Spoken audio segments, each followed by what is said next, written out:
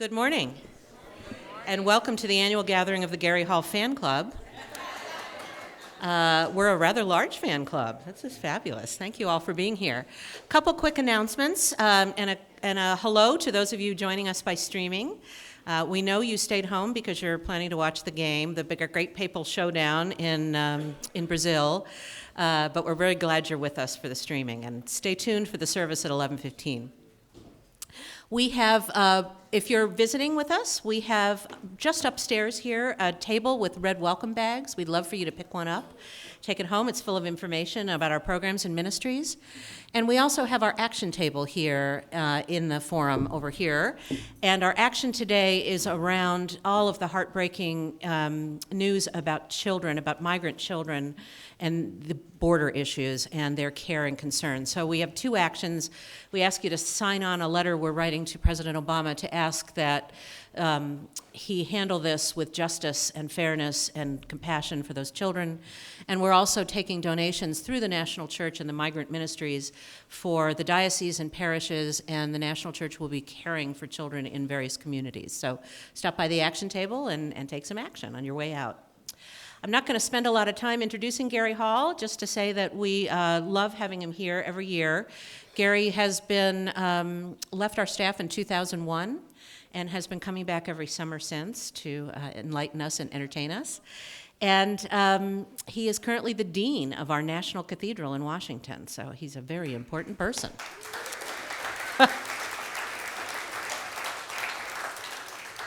And I think without any more chatter, I will turn you over to Dean, the very Reverend Gary Hall.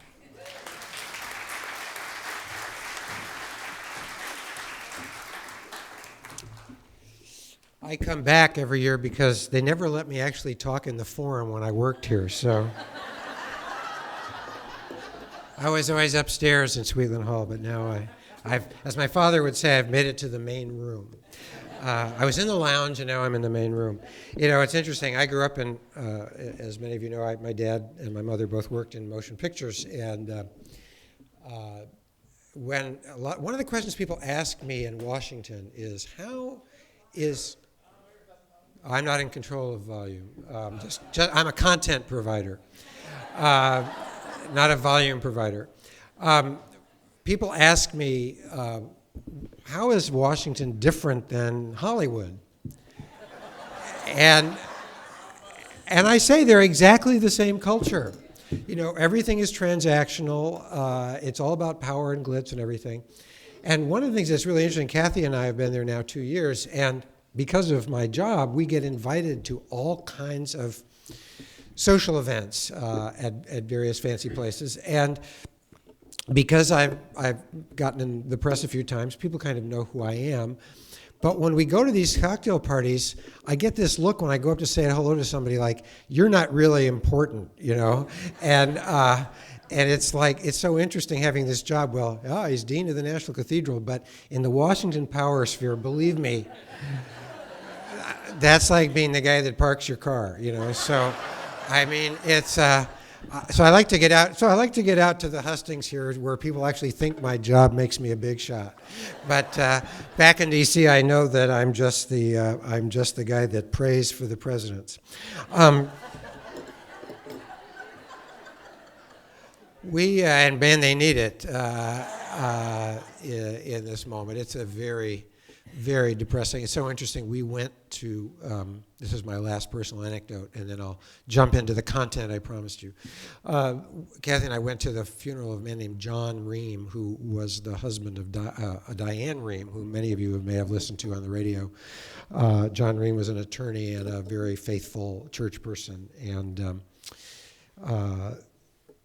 And when we went to this funeral at St. Patrick's Church, it was just before we came out here on vacation, it was full of like the old Washington folks of sort of my age and older who were in their 60s, 70s, 80s. And all they were talking about was how Washington used to be this wonderful community where people knew each other and people on both sides of the aisle got along well together. And now it's just an extremely toxic place in terms of interpersonal relationships and all of that. So let us pray for our nation and for people who will actually work together for the common good, as Francis would say, rather than than just sort of positioning themselves across from each other, because it's not it's a wonderful city to live in, but it's not a happy place as a one industry town, you know.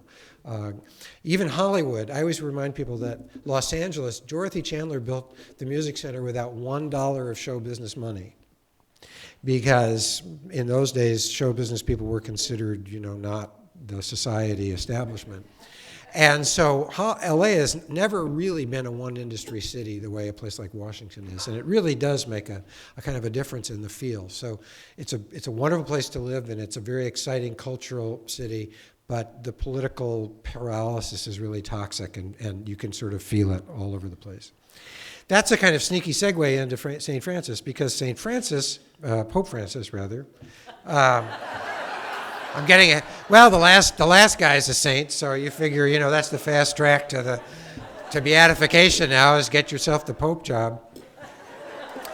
I admire this guy a lot, but I do have to say it wasn't lost on me that the first thing he did after he became Pope was he lectured people sternly about careerism, which I thought was a bit of a little bit hypocritical for the guy who just got the biggest gig in Christendom to say now, you know, you, rector of that little church out in Omaha, don't think about advancing yourself. But I digress.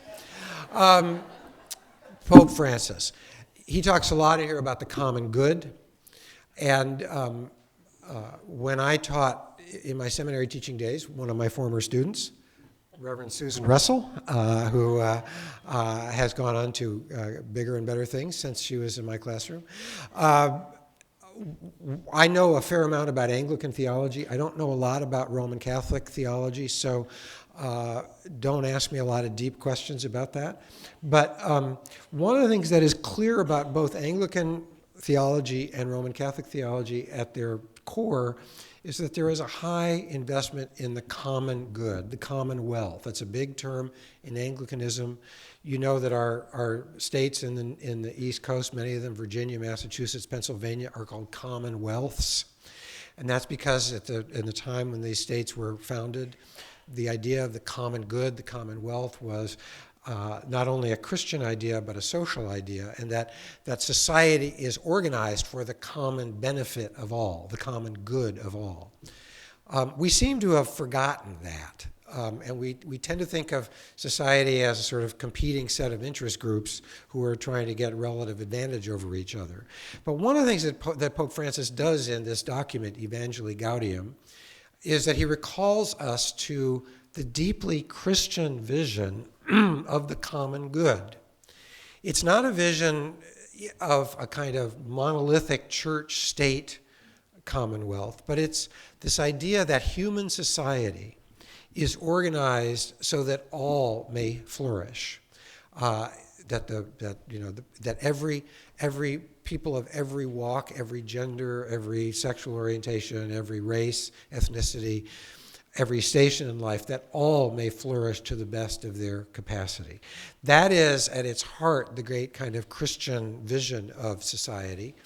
And one of the things that Pope Francis is doing is recalling us to that vision and to the idea that that Christianity, we cannot think about Christianity in a kind of privatized way. In our culture, and I'll go into this in a second, but one of the things that Francis argues strongly against is this idea, and it's actually kind of the term for it is a Marxist term, commodification. But he argues against the commodification of everything in contemporary life. Commodification of people, commodification of ideas, and at its heart, this document is a document about what he calls if you have my little handout here, the very last point on the second page, page 258, starting from certain social issues of great importance for the future of humanity, I have tried to make explicit once again the inescapable social dimension of the gospel message and to encourage all Christians to demonstrate it by their words, attitudes, and deeds. The inescapable social dimension of the gospel message. So let me take a step back and say a couple words about Evangelii Gaudium as a document, and then I just want to walk through some of the main ideas in it. When Pope Francis became Pope, I found myself just fascinated with him. It was a year ago, last Lent, last March. And two things were fascinating to me. One of them was that he would take the name Francis and model himself on the life and ministry of St. Francis of Assisi. And we have trivialized Francis. We've made Francis about blessing the animals and, that kind of stuff, which is important. I have 2 dogs, so don't write me angry. Don't write me angry letters. I love animals. We bless animals every year on St. Francis Day at the cathedral. But we've made Francis about, we do that with saints. We take something and we trivialize them. We make St. Patrick about shamrocks and snakes rather than the fact that he actually was a slave, was kidnapped, lived in slavery, and went back and converted the people that had enslaved him. I mean, he's an amazing person, and we've turned him into a kind of a leprechaun with a collar, And then with Francis, we've done the same thing. We've turned Francis into this, into this kind of gentle, happy, pet-loving guy. And he was also an extremely radical Christian with a radical vision of simplicity and a radical vision of kind of voluntary poverty that was really transformative for the church in its day. And so Francis chose that person to be his name, and then he's a Jesuit. And I went to seminary in Cambridge, Massachusetts in the 70s, in the time when I went to the Episcopal Divinity School. We shared our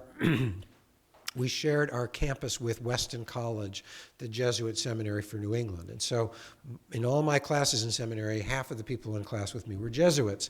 And so I've developed an enormous affection for and respect for Jesuits because of their, not only the depth of their intellectual training, which is quite something, but for the kind of consistency of their social teaching and their engagement in social issues. One of the most embarrassing moments in my life in seminary was when I was in a liquor store about to buy a bottle of Gallo Hardy Burgundy when six Jesuits saw me and reminded me of the grape strike. This was the 70s. And so I shamefacedly put the bottle of Gallo Hardy Burgundy down and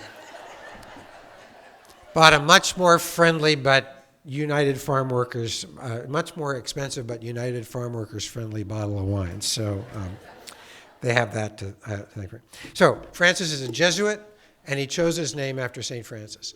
He wrote this isn't really an encyclical. It came out about a year ago. He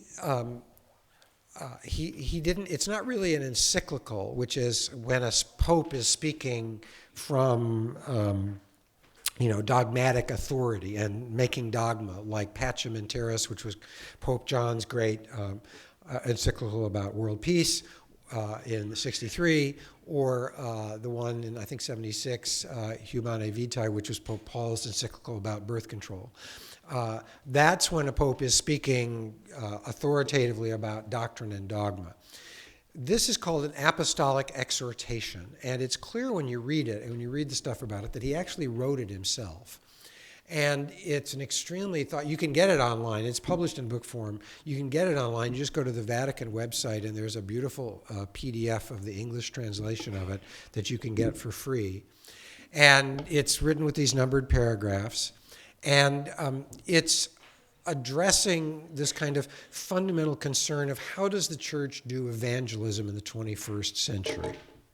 Now, this is related to my current job because the cathedral where I work is in many ways one of the most visible faith communities in the United States, certainly within the Episcopal Church.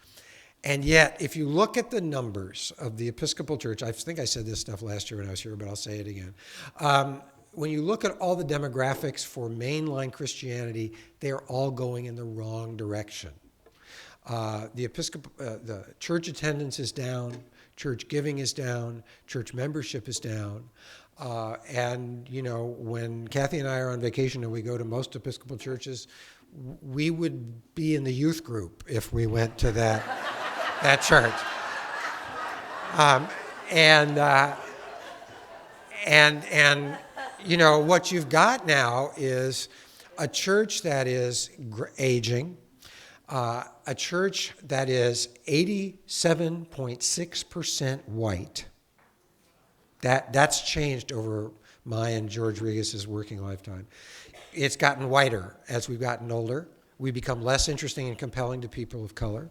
And we're in a country that is going to have no majority race or ethnic group in 2040. So we're 87.6% white and getting whiter. The country is becoming more diverse. If we don't want to be, and I say this politely, but if we don't want to be the sort of the chapel of the WASPs, who are a shrinking part of the population, we're going to have to change rather dramatically in the next several decades. And that is, there's I can talk theologically about why we need to get more diverse, but the point is, we just ain't going to be what we were in any way if we don't find a way very quickly to become a different kind of church.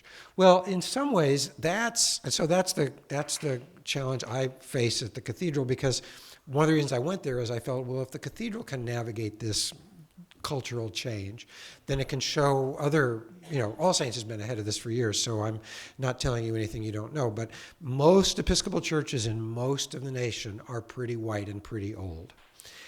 And I'm old and white, so there's nothing wrong with being old and white, but, I'd like some companions around, at least up until the time I die, and then you can do whatever you want. So Pope Francis wrote this thing, the joy of the gospel, I think from the same kind of enterprise. I think he felt, I think the people I've talked to that know anything about his selection say that they were very intentional. The cardinals were very intentional in choosing him. It wasn't like he surprised everybody by being the guy he is. They all saw the kind of the need for the Catholic Church to change radically if it was going to stay relevant in the 21st century. And so they chose him rather intentionally. And I believe he wrote this first document, The Joy of the Gospel, as a response to this kind of crisis moment that all faith communities are in. We're aging, we're shrinking, and we are in many ways we have bought into a kind of privatization of our religion in a way that is toxic. Christianity, when people ask me about the Bible and morality and ethics in the Bible, one of the first things I say is that for the Bible, if you sit down and read the Bible seriously, for the Bible, the most important ethical questions are social questions. They are not personal morality questions. It doesn't mean that God doesn't care about our personal morality. I do believe that our personal morality is important. But the Hebrew Bible and the teachings of Jesus are over and over again about what we do together and how we treat each other socially and corporately. And somehow in our culture, in our Western commodified consumerist culture, we have turned all that into personal religion. And we've made it about a series of personal choices rather than about a series of social choices. And so what Francis is really doing is recalling us to that vision of what morality is about. That Christianity is not a private one-on-one experience. Christianity is a social religion, and it is concerned with the well-being, with the common good, with the commonwealth of all. And so in this wonderful little thing, he talks about his image of what the church ought to be. Not in this document, but one of the things, there was also another little book that's come out. He was interviewed in America Magazine, which you can also find online. And that interview has been called A Big Heart Open to God, and James Martin has actually published a little book with some essays about it, and that's a wonderful little book. But in that interview, they asked him what his image of the church was. And he said his image of the church is He said, I see the church as a field hospital after battle. Now, that's a really interesting image if you think about it for a minute. I mean, you think about a field hospital, if you remember like MASH or shows like that where you see field hospitals. A field hospital is like a temporary structure, right? It's out there with the people. It isn't like a hospital like Cedars-Sinai or, LAUS, County USC Medical Center. A field hospital is a temporary structure, and the wind blows through it, and it's sort of here, and then it goes. It moves with the people, and it is with the people where they are. That is his image of the church. His image of the church is an image of a place where of a community that is walking with and struggling with people in their struggles, in their personal struggles, in their social struggles, in their political struggles. And if you take that image as the kind of overriding vision of what the church ought to be about and where the church ought to be, I think you get a very good central idea of the joy of the gospel. What I thought I'd do is, for the next 10 minutes, just point out a couple of things on this sheet, because again, I can't go through the entirety of this document, but I really do urge you to go and get it either in book form or get it online and read it, because I think you'll be extremely moved by what I would call the profound and simple faith of someone like Francis. I mean, I think what moves me the most about him is that his faith, after all, is fairly simple. It's intellectually sophisticated, but it's a faith that is really pretty simple, but he lives into it with such integrity that it's got great depth. And so all I can do is show you a couple of highlights. The first one, point 1 at the top of my handout, a joy ever new, a joy which is shared. The great danger in today's world, pervaded as it is by consumerism. I always want to remind people that when people talk about Pope John Paul as the great anti-communist, Pope John Paul actually was opposed to all forms of what he called Western materialism. And in that he included not only Marxism, but he included laissez-faire capitalism. And for some reason, again, in the way what we've done to Francis and Patrick, we've done a little bit to John Paul too, that he was even as critical as he was of the communist regime in Poland, he was equally critical of of the excesses of Western capitalism. And so it's no surprise that Pope Francis immediately, when he takes off about economics, takes off after what he would call consumerism. The great danger in today's world is the desolation and anguish born of a complacent yet covetous heart. A complacent yet covetous heart. George Regas is at the back of the room, and when George used to say, he described, when he was preaching, he would describe somebody and he'd say, I know that man. Well, I know the man with a complacent and covetous heart. I'm really kind of happy with the way things are because, hey, I'm a white straight male. They work for me,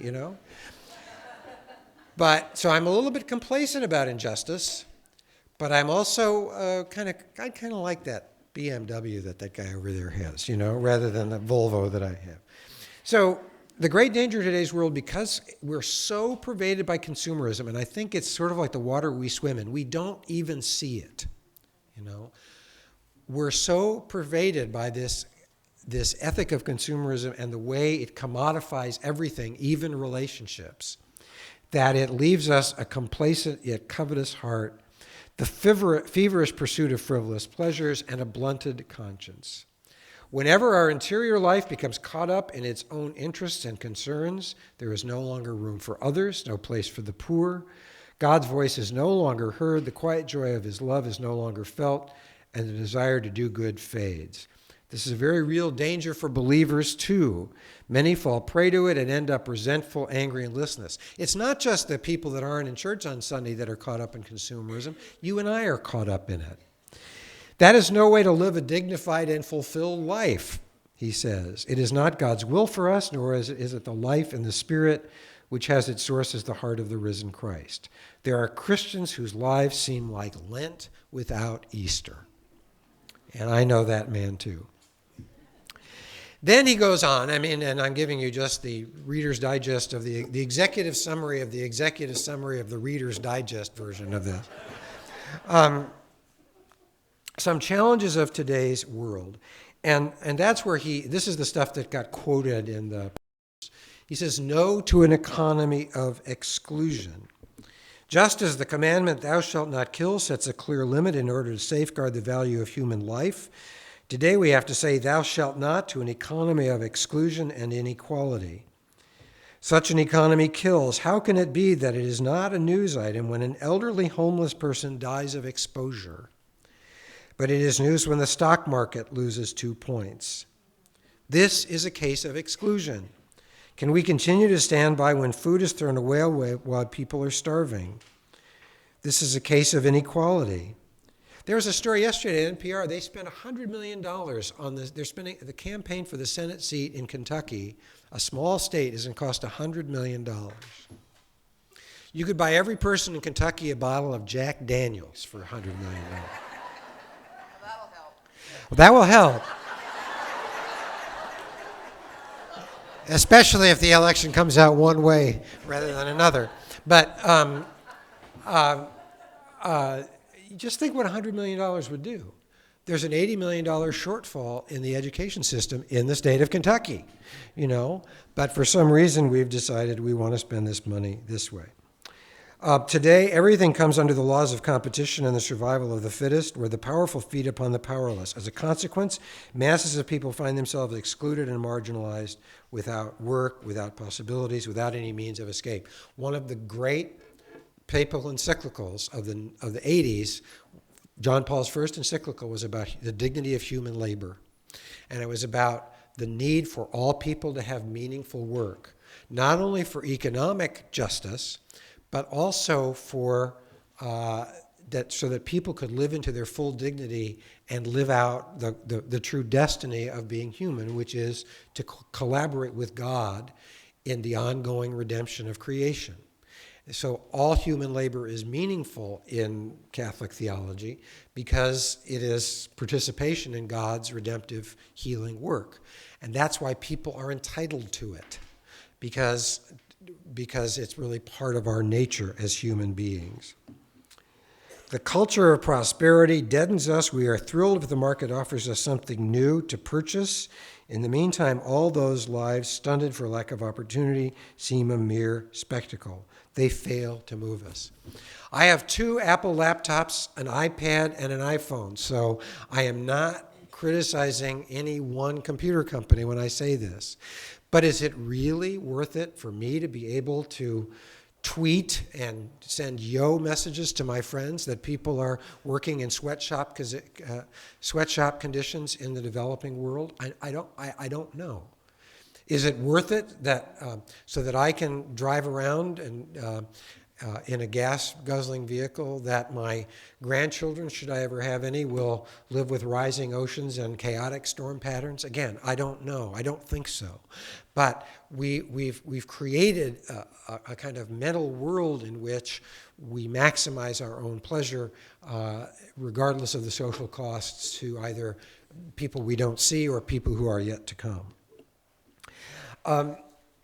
At the top of page 2, then, he says, behind this attitude lurks a rejection of ethics and a rejection of God.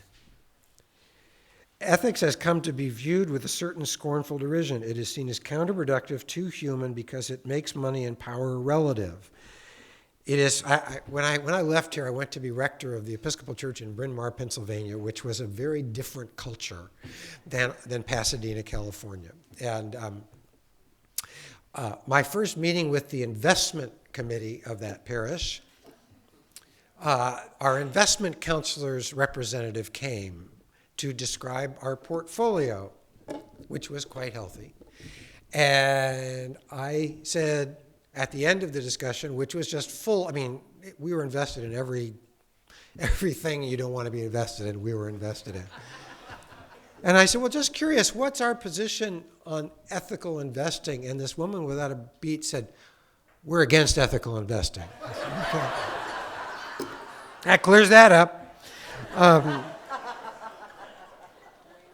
Ethics is felt to be a threat since it condemns the manipulation and debasement of the person. In effect, ethics leads to a God who calls for a committed response which is outside the categories of the marketplace.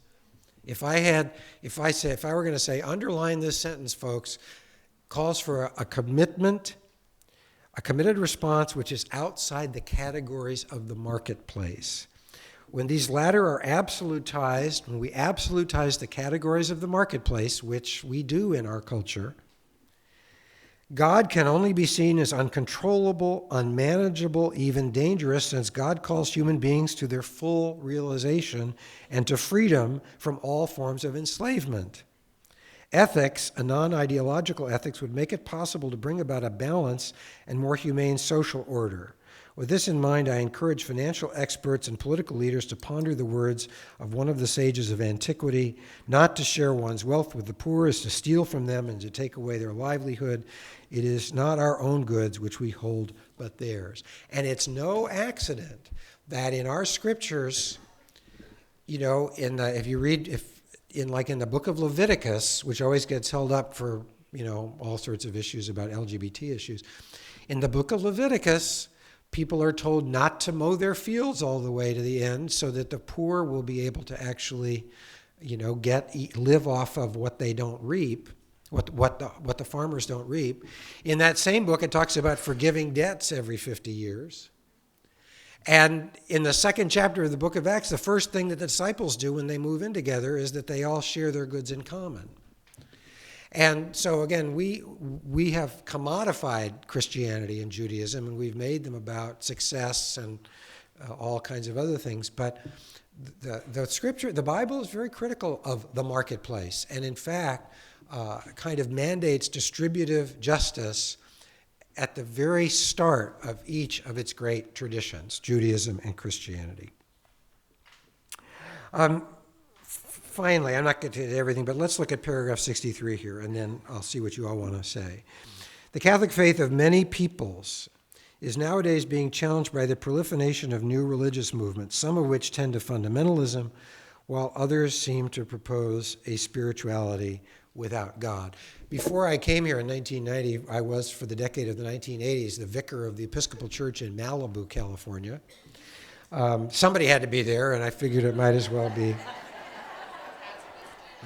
me. But believe me, I have seen contemporary spirituality in all of its various forms.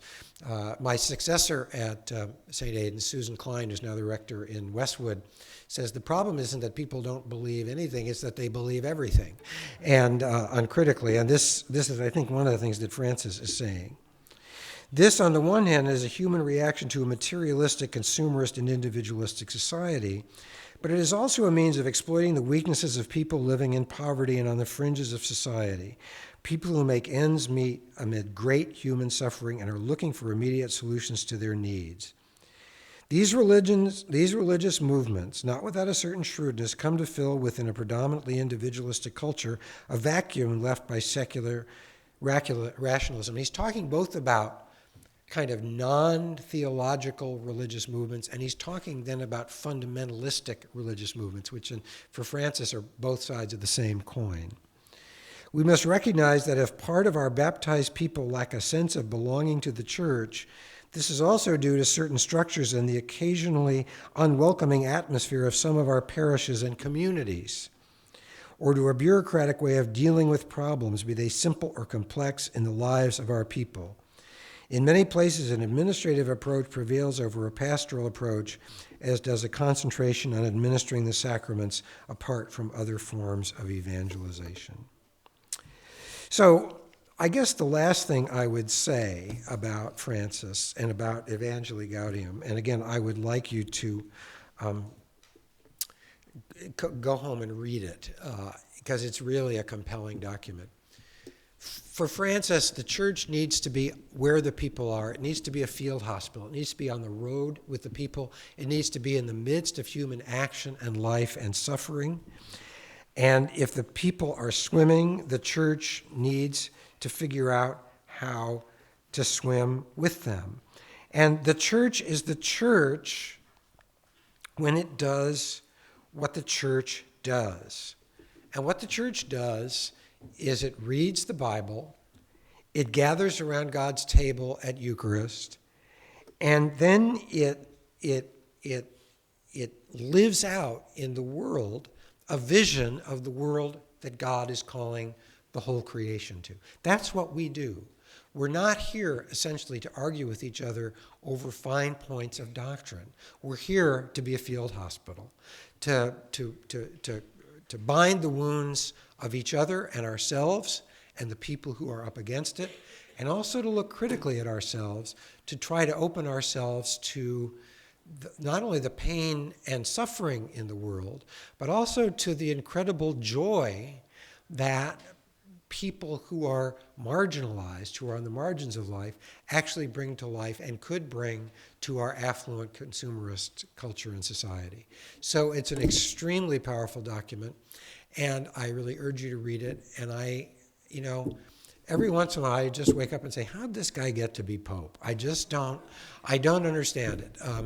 Because we don't normally give big administrative jobs to people who are as simple and deep as this man is. But I do think he's the genuine article, and I do think that he is a hopeful sign of what Christianity can be in the next century if we will only just actually pay attention to him and walk with him where he is walking, because he's the real deal. Okay, questions, observations, arguments, thoughts, cavils. Maybe not so many arguments.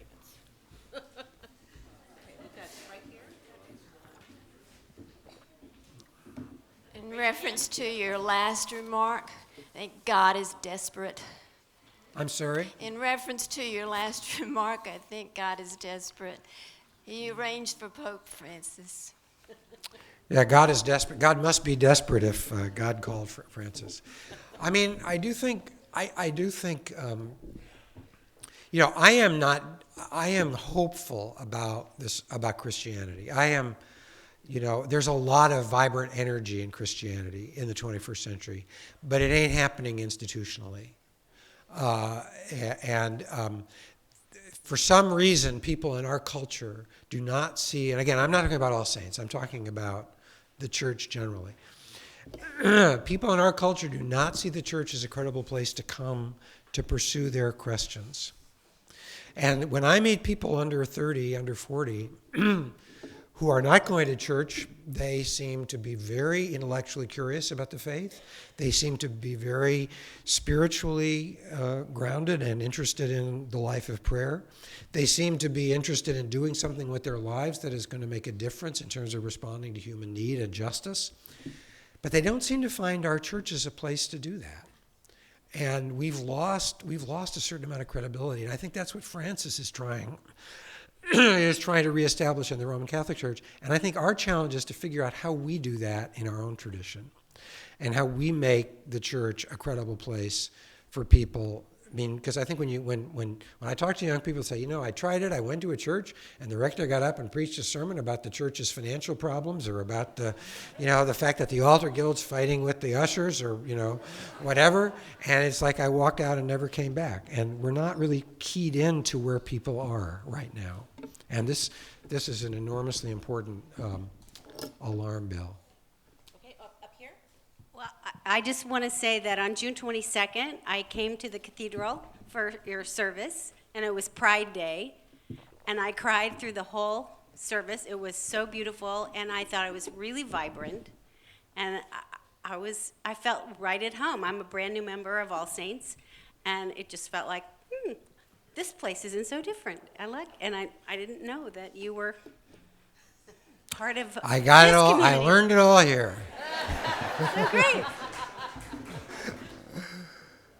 The all saintsification of the cathedral. So, Is there a? is it on? I can't see. So, Gary, right Yes. in front of you. Oh, damn, yeah. So, your entire career has had controversy within the Episcopal Church. First about women, then about LGBT, about marriage, about so many things, and we're still fighting.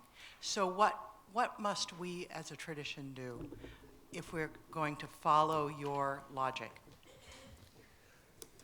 That's an interesting question. Well, Yeah, it's like that old joke about a woman has a baby every 40 minutes. Well, we got to find that woman, you know. Gary Hall, there's been crisis ever since Gary Hall's been a priest. Well, just when he retires, it'll all go back to normal. No, it's true. I mean, the church has been in. I'm not sure I mean, you described it as a crisis. I think it's actually been an exciting time in the church where it's really faced into the implications of the gospel. You're beginning with civil rights. I mean, I actually came into the church during civil rights movement, and you remind people that we had segregated churches all over America, both legally segregated and otherwise. And so I think between the LGBT stuff, peace. I mean, I think right now we need to stand for peace again in a way we haven't in a while as the church, because again, with everything that's going on in the world, I see us moving into maybe it's because I live in D.C., but it's an extremely militarized. I think we're living in an extremely militarized time as well. And again, I think the church ought to be a voice for peace in all of this international stuff. So I think, and again, Susan could chime into this too. I mean, I remember Susan saying at the first General Convention after all the crazy people left that it was like a Thanksgiving, it was like going to a Thanksgiving dinner where your crazy relatives didn't show up. And now General Convention is actually just a little too eerily quiet, I mean, people are, we don't have all that stuff. So I think the Episcopal Church has moved into a good place. I think I'm trying not to be, I'm trying not to be snide about this, because obviously there are people of good will that disagree with Susan and George and me and Ed about the issues. But I think the church, over my time in it, I have been lucky enough to be in the church when it's really tried to face into the implications of the gospel for its own life.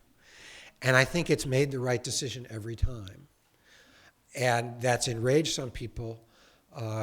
And they've left, but I think the church is in a better place, and I think we're finally ready now to then, I hope, re-energize with some of the issues that Francis is talking about peace and environment and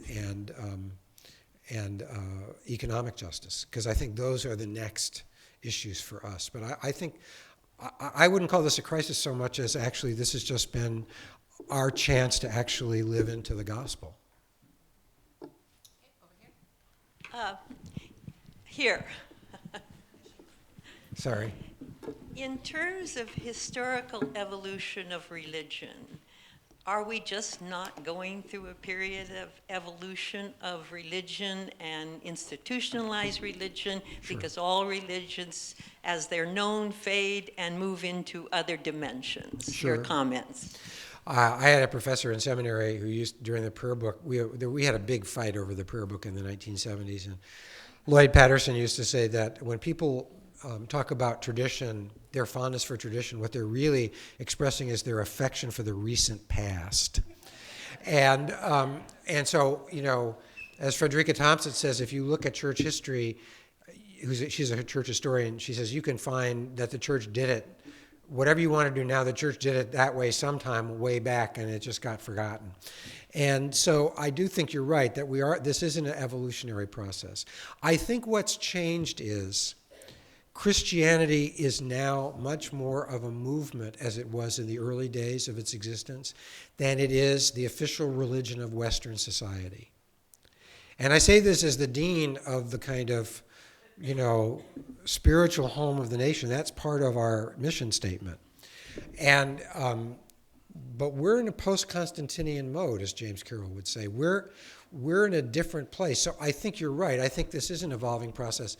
The church has yet to grow out of its sense that it's still entitled to a free ride, I would say. And so we now have to be out there swimming with other. And I frankly find a lot of nourishment in other religious traditions. So I'm not trying to hold up a golden age of establishment Christianity, but we are no longer the official religion. I've actually had people say to me, isn't it a shame that there's no Episcopalian now on the Supreme Court? You know, it's, what is it, 5 Catholics and 4 Jews, right? Or 6 Catholics and 3 Jews. And there's no WASP. And I'm like, yeah, well, we're like a really underrepresented group in our culture, you know? So, but yeah, I think you're right. It is an evolutionary process, but I think our institution has to learn how to live in a more movement way and a less institutional way. And that's a challenge for us because hierarchy dies hard. Okay, last question over here. First of all, I'd just like to thank you for lifting up this document. It came out, as you said, several months ago. It got lots of publicity, and then it seemed to die. But as a major spokesperson for the churches, just your support of this document and promoting it is refreshing.